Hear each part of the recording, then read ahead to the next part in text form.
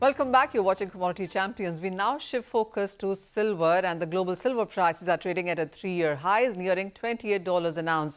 As for India, prices are at an all-time high, above 82,000 rupees per kilo. To discuss the growth in demand for silver and the opportunities to buy, I am now joined by Michael Dirienzo, Executive Director at the Silver Institute. Michael, hi, thank you so much for joining in. We just had a big conversation on gold where the expectations are that the prices will continue to stay heightened. Well, of course, there would be a correction, but the prices will come back to where they're trading right now. What's your sense on silver from here on? Because while the international markets are trading at a three-year highs, for the Indian markets, we're at an all-time high with the projections coming in that we are going higher from here as well. Well, first of all, thank you, Manisha, for the opportunity. And we look forward to coming to Goa in India late this month for the second annual silver conference. And we're really looking forward to that. But to your question, without a doubt, it's been a great run for silver this year. We had a 7% increase in the price in 2023, and we're already up 16% so far through the first quarter and as of April 3rd for this year. So it's strong. There's strong buying. There's really strong interest in the ETFs and ETPs, and that's helping to support the silver price. But, you know, silver, as we all know, is a dual metal. It's both a store of value and a hedge against inflation and a hard asset, but it's also an industrial metal. And a lot of people are making the industrial play for silver as we continue to set record after record after record with respect to industrial demand. We're putting out our World Silver Survey next Wednesday, and I think you're going to see some great numbers there for 2023, especially when it comes to industrial demand. Any sense on a percentage increase that we've been looking at in sense of silver, Michael? We'll wait for that report, of course, but any indication? Can you repeat that? I apologize. Michael, any indication on what kind of industrial growth numbers are we looking at on year-on-year basis if we look at the last 3 or 5 years? Well, look at it's going to be strong. We've hit record in 2021, 2022, and 2023. There'll be another record for silver industrial demand. I don't want to front run that before we make our announcement next week, but it's safe to say that we're on a pattern here. We're on a glide path where silver is being consumed in so many industries and so many applications that the industrial side for silver is really shooting to the moon. And one of the reasons is, of course, is the global energy transition and silver's use in photovoltaics. I can say last year was a record year for that. And this year is going to be equally as strong. Silver's use in the electrification of vehicles and charging stations and so forth throughout the globe. That's adding to the overall demand increase. And down the road, let's look at AI. We're a silver play in AI. So we discuss that in next week's World Silver Survey, which will be available online on Wednesday morning for everybody. All right, Michael, we will watch out for that. I also want to talk about the global demand and supply. And we do know that we've been working on a deficit since 2018, and that perhaps will not change in 2024 also. That's absolutely correct. We project another deficit. It will be the fourth consecutive deficit in the silver market. And we're actually calling for a decrease in overall supply this year. And that will come off of a decrease last year as well. So the deficits continue. We believe that this year's deficit will be one of the strongest or largest deficits we've had within the last 4 years. Michael, when we talk about precious metals, well, yes, recycling and exchange is a big market when it comes to gold, not such a huge market when it comes to silver, though. No, it only represents about 18% of the market in 2023. The recycling side for silver is a lot more difficult than it is for gold. It used to be very predominant when photography was a mainstay with respect to silver's use in industrial applications. But today it's just more difficult. I mean, it's hard. Silver's smaller. It's hard to get into the components of some of these technologies that we're using, computers, cell phones, and so forth. So it's just really, really, really difficult. When it comes about India buying, and the month of Feb has been stronger yet again, record amount of purchases coming in from India, and that was a good move, I would say, from Indians because the prices were still weaker or lower at that time. March and April have given us such a huge jump up. How are you looking at the India buying when it comes to silver? Well, we think it's going to be strong, and as Mr. Newman, Philip alluded to earlier with respect to the festival season on the horizon, we think that silver, given its price point in relation to gold, will have an exceptional year in India. Look at India demand last year from the investment side fell a bit, and it fell because it was coming off such a high number in 2022. But we have indications, and we're seeing that that number is being pushed up. The recent launch of your exchange traded products in India may have some negative effect on physical investment, bars and coins. But what it is essentially is another investment opportunity for Indians to buy silver. Michael, there are various reports suggesting that silver will outperform gold in the next 6 to 12 months. While India, as you said, would be a strong buyer, how are you looking at various other geographies? Well, we've got some catching up to do with respect to gold, right? I mean, gold is having a fantastic 6 months or over a year, and they're really started off on fire in 2024. But the gold and silver ratio is decreasing even as we speak. It's about 85, 86 right now.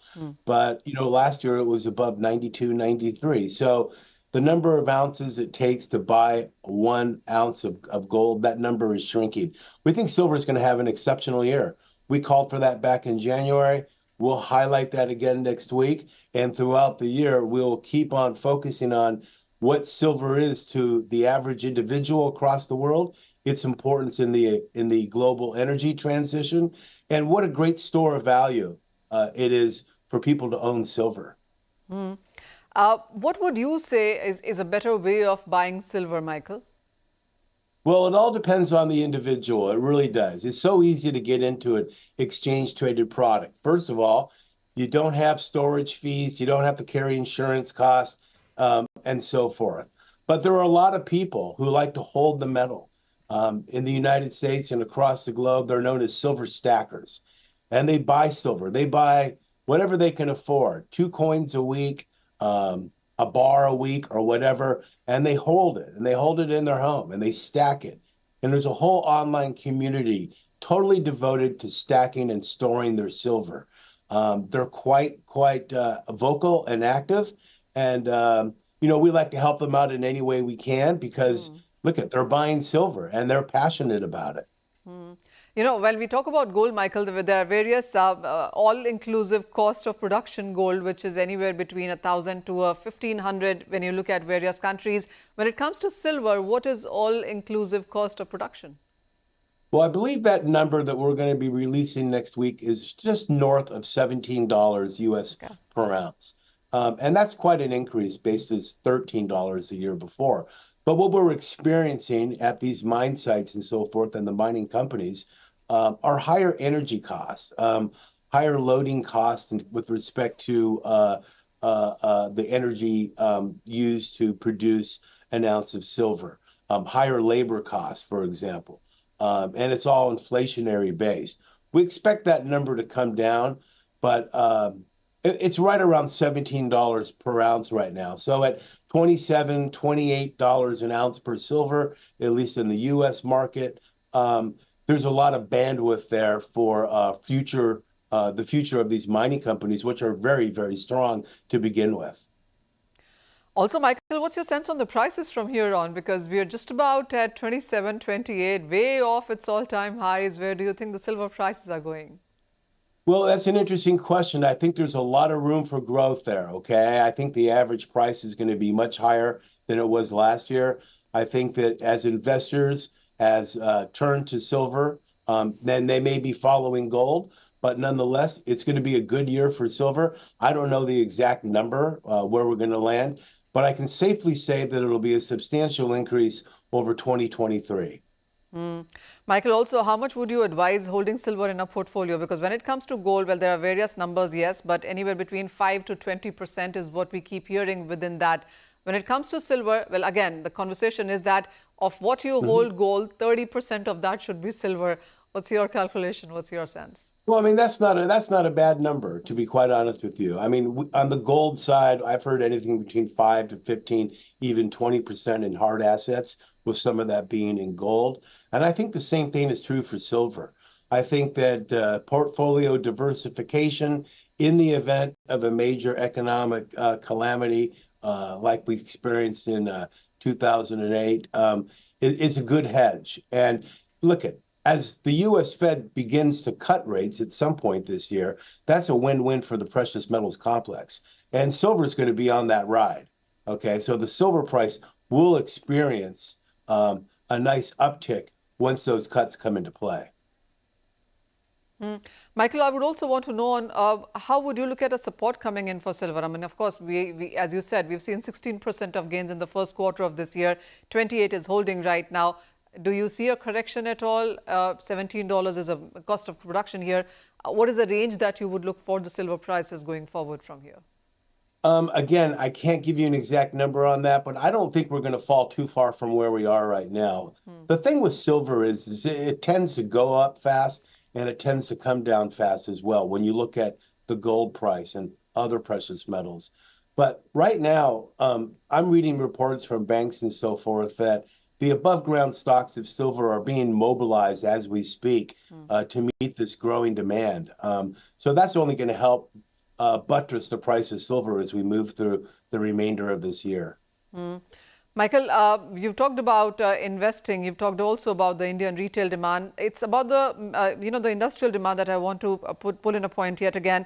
You said it's been a record number in 2021 and until 2023-24 perhaps could go the same way as well. Is there enough silver really going forward? Because the more bullish reports are from 2025 and beyond. Right. So look, that is the empirical question of the day. We do have silver in above ground stocks. And the question is, at what price point are those stocks mobilized? And we're starting to see that now. We're starting to see some of the stocks in the LBMA, some of the stocks overseas in Europe and so forth, being used to meet this growing demand for silver. And as we move through the energy transition, we're going to see even more silver being drawn down from these stocks. So currently, what is the inventory like on ground for worth how much? Because I was reading a report suggesting that we have inventories for just about 15 months is what is available. I'd have to get back to you on that actual number. There is ample silver above ground, but let me just say it is being winnowed down as we speak. Okay, so above ground stocks at these various exchanges and so forth, they are being used to meet this growing demand and continual demand for not only the investment side now, but of course industrial demand as well. All right, point taken. Industrial demand has been on a record high. We'll go with that from 2021 until now. And as Michael tells us that recycle isn't coming so much, buying is on the stronger side. And well, yes, silver can perform gold going forward in the next 6 to 12 months is something that almost everybody seems to be telling us. Michael, as always, thank you so much for joining us. And with that, it's a wrap on this edition of Commodity Champions. Thank you for watching.